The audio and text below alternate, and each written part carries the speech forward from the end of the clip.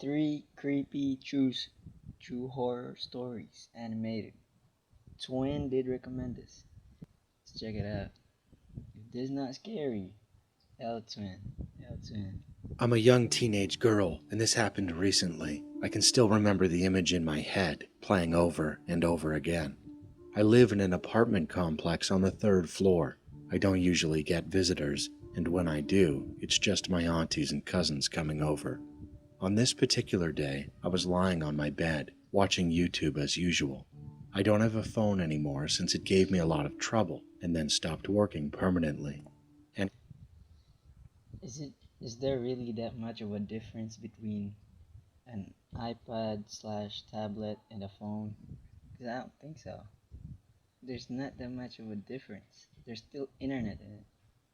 Anyway, after watching YouTube, I got up to greet my stepdad as he came home from work. After greeting him, I went back I do not like that smile. I'm say that right now. I do since it not gave like me it. a lot of trouble and then stopped working permanently. Anyway, after watching YouTube, I got up to greet my stepdad as he came home from work. After Stepdad. greeting him, I went back to my room where my brothers were on their bunk bed. I shared a room with them, so I never had privacy of my own. As I was looking around, my brother suddenly said he heard knocking on the door. It was dark out, and I didn't believe him at first. Since I hadn't heard it, I shrugged it off. But then I heard the knock. My brother got up, but I told him to sit back down on the bed. I'm the Oh, the knock. The knock is here. Hello. It was dark out, and I didn't believe him at first. Since I hadn't heard it, I shrugged it off. But then I heard the knock. My brother got up, but I told him to sit back down on the bed. I'm the oldest, and I didn't want my younger brothers opening doors for strangers. I walked up to the door. There was a chair right next to it. For some reason, I didn't want the person knocking to know anyone was home. So I didn't move the chair in front of the door to look through the peephole. Instead, I climbed onto the chair, leaning close, almost falling as I tilted my body to look. And that's when the fear hit me. I won't forget what I saw through the peephole. It was a masked man wearing a blue raincoat, almost like some kind of government worker. He was standing slightly slanted to the side, but what terrified me most was the gun. He held it right up to the peephole, almost as if he wanted whoever was looking to see it. Heart racing, Is that a mask? That's a mask. I slowly stepped down from the chair. I slipped off my slides so they wouldn't make a sound. I turned to my brothers and gestured with my hand, shaping a gun, warning them to be silent. I quickly shut off all the lights and ran into my stepdad's room to tell him what I had just seen. What made it worse was that right before the man came, the electricity went out, and the internet too. That made it feel even scarier. My brothers ended up coming into my stepdad's room as well. We used the flashlight on his phone since the ceiling light in his room didn't work. The knocking continued. My stepdad wanted to check the peephole himself, but I wouldn't let him. I was too scared. Wait, you said before the stranger came in, the electricity was cut off, but the lights were on though. Like he had to turn off the lights. That's confusing. That even the slightest sound would give us away. We stayed in the room for over an hour. Eventually, it seemed like the man had left because we heard a little boy and his parents walking into their apartment on our floor. We could also hear kids playing downstairs on the first floor. That was when I finally called my mom and asked if we could go to my aunt's house without telling her what had happened. We left in a hurry. I never saw that man again, but the thought still terrifies me. What if I had let my brother open the door? Boom. True local park story. I'm currently 28 years old, but this story happened when I was just 7, and I still remember it to this day. Okay, hold on. First story. That was not creepy. That was not scary at all. I mean, yeah, the thought that if he let his little brother open the door, would have died. All of them would have been dead. But it was not scary, Chad. It's not that scary.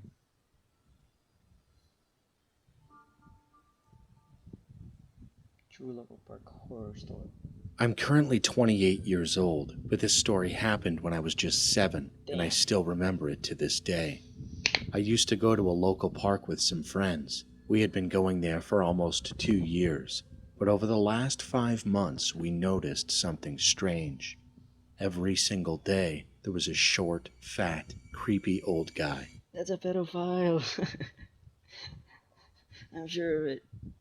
That's a pedophile if I ever see one. who would sit on a nearby bench. He'd just watch us and other kids for See? hours. Look, he was staring at that little girl child, the little girl. He's a pedo. With this unsettling grin on his face. We stupidly went there without any parents or guardians, since the park was close to our house and our parents trusted us. Ooh, no guardians. You're easy pickings. Easy pickings. Make sure to bring your guardians, kids. Like, it's scary out there. He will definitely touch you, kids. Chocolate starfish. This was back in 2003, and we were so young we didn't have phones to call for help. About 2 weeks after we started to feel uncomfortable with him watching us, he finally came over. It was just me and my 3 friends in the park that day. He walked up and asked us if we wanted to go to his house to play video games and check out his new dog. Since we were kids, we were foolish, and we agreed. It sounded fun, and for a moment we thought maybe he was just a Sounded fun. What the? kind guy after all, but we were very wrong. He said his house was about a 20-minute walk from the park, so the 4 of us walked with him. About 10 minutes into the walk, 20 minutes walk with 20 strokes. a cop car drove by and started to slow down. The passenger cop leaned out the window, staring at us. The man told us to walk faster, saying that way we'd get more time to play games and to see his dog before having to leave, so we picked up the pace. But then, the cop car suddenly made a U-turn, and a loud voice shouted, "You there! Freeze! Put your hands on your head! You're under arrest!" We froze, confused and scared. The man bolted, but because of his age and size, he didn't get far. One cop tackled him to the ground and cuffed him, Yes. while the other officer Get asked that us if we were bastard. okay and what had happened. We told him everything. He nodded and said it was very lucky they drove by when they did. Another cop car was called to drive us home, while the first car took the man to the station. The police explained everything to our parents, and from that day forward, we were banned from going to that park. At the time, my parents thought I was too young to understand the details, but when I turned 13, they finally told me the truth. That man was a known sexual offender. I He knew called it. what he did his hunting. I knew it. I knew it, Chad. Gotcha. Oh, I knew it the whole time, though. And he did it at local parks. That revelation terrified me. I started thinking about what could have happened to me and my 3 friends if that cop car hadn't driven by and stopped him. And honestly, I don't even want the answer, because I already know what it would have been. The police didn't share many details about his punishment, but my dad told me that one officer said the man would get at least 15 years in prison for his other crimes. My name is Dhruv Prajapati, and I'm from India. I'll tell you about an experience I had on Dumas Beach that still chills me to the bone.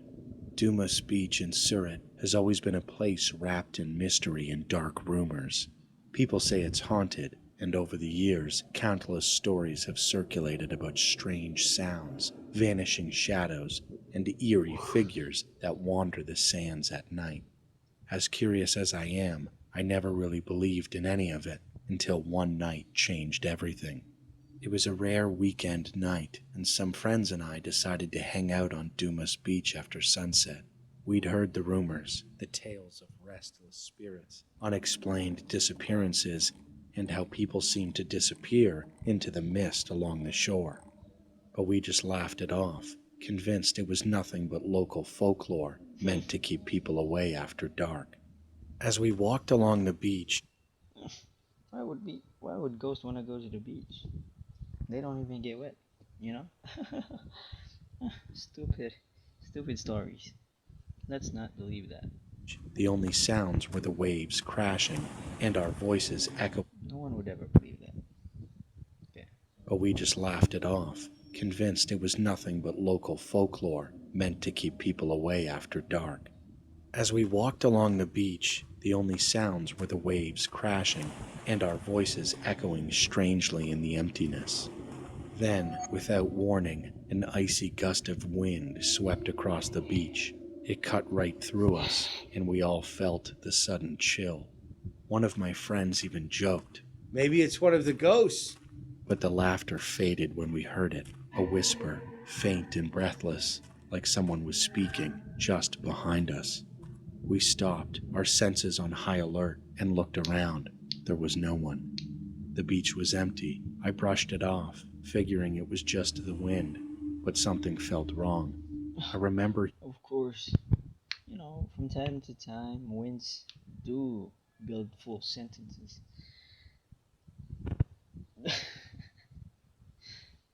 Must be the wind, you know? Am I crazy or what?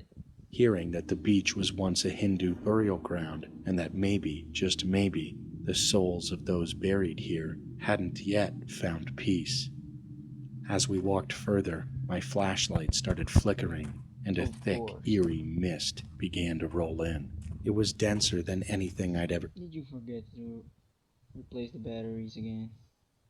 Of course you did, you dumbass. seen. Just then, one of my friends gasped and pointed at the ground. There, right in front of us, were footprints, appearing in the sand as though someone invisible was walking straight toward us.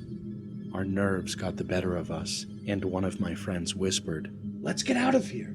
I didn't need to be told twice, but something, maybe my curiosity or something else, held me back for just a moment longer.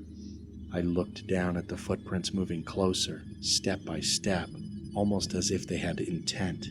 And then, for just a brief second, I saw it, a shadow-like figure, its hollow eyes staring directly at me. The look in its eyes wasn't anger, it was something else, a What mix of was it? sorrow and warning. Heart racing, I stumbled back, and my friends and I broke into a run. As we sprinted back, I could hear faint whispers Why are they running like that? following us, growing louder, and footsteps closing in behind us.